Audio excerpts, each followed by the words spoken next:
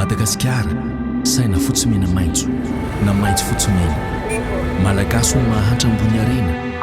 zavaboary tena miavaka tanimboly sy etsetra nomen'ilay nahary anjakany malagasy rehetra biby fiompy atapitrisa sy biby miavaka tsy votanisa